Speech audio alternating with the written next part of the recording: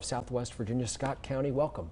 Oh, it's great to be with you. You are getting ready to be extremely busy, and we want to try to understand where you see this moving. What do you see will be top priorities when you all go back to Richmond? Well, there's going to be a lot that's going on in the General Assembly session, you know, from tax relief to making sure that we fund economic development the way we should fund it, down to education and funding our police officers, our teachers, and things of that nature. So we got a lot going on. Unlike Washington, we got to come out with a balanced budget at the end of the day. The Governor Youngkin has already been very clear that he thinks that taxes are still too high in Virginia. He's saying $1 billion more needs to be cut. Do you think he's going to be able to do that, and where? Well, I think he can. I think you know, Virginia has a surplus right now. We've been running a surplus for the last few years, which is a good thing to have, and we've focused and put our money into our rainy day fund and things of that nature. So when that recession or those down times do occur, we're going to have the money available to meet our needs. But yes, right now Virginia's we're out migrating people, unlike Tennessee, where you're in-migrating. People are moving here. We want to make sure people move to Virginia, and people are moving away because of the income tax is too high or something else. So we want to make sure that we alleviate some of those taxes and move the Commonwealth forward and have folks coming into Virginia.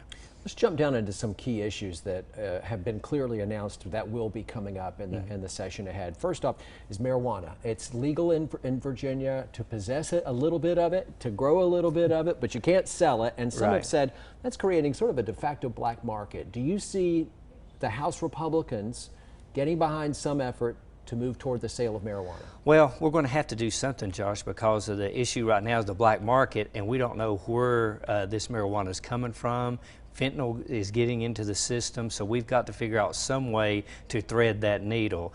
We have to have more enforcement. Our Commonwealth attorneys are calling for more enforcement, our sheriffs, our state police, so we're going to have to figure out some way to enforce what's on the books right now. I think there is some way that we move forward, and that may be a way with a study going on over the next year on how to get to that market, but how to get to that market and shut down this black market that's going on right now. So opening up dispensaries that would be managed by the state, right, taxed by the state. Taxed by the state, and you know, we're going to have to look at how we get there and how as the Republicans we get there. So there's a lot of work to do in that area.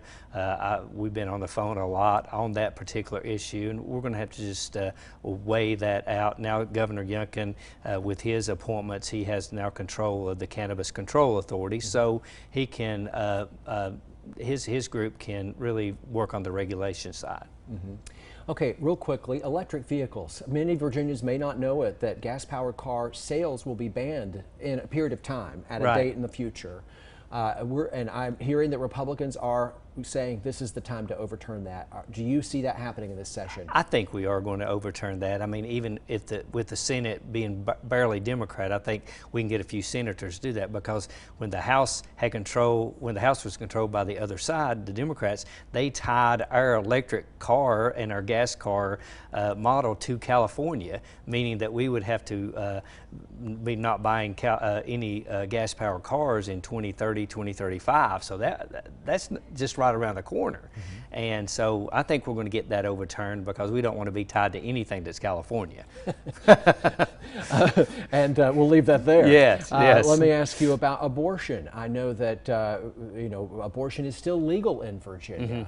Governor Youngkin has said that he wants there to be a ban at some point. Right. What are you willing to support, and where do you see this moving? Well, I'm pro-life and always been pro-life, so I think, you know, whatever the ban Governor Youngkin comes along with, I'm going to support. But it's going to be somewhere around 15 weeks, 12 to 15 weeks. I mean, we just got to follow the science. I think, you know, too often, you know, we follow the science on everything else, and now the science has evolved enough to we know that there is a human being.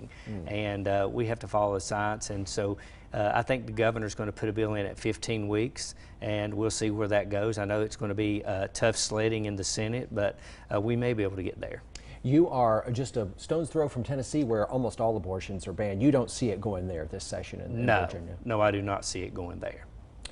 Delegate Terry Kilgore on his way back to Richmond in just a few days. Right. Thank you for stopping by with us today. We appreciate it, and we'll be in touch throughout the session ahead. Thank you. Really appreciate it. Coming up on First at 4, you can start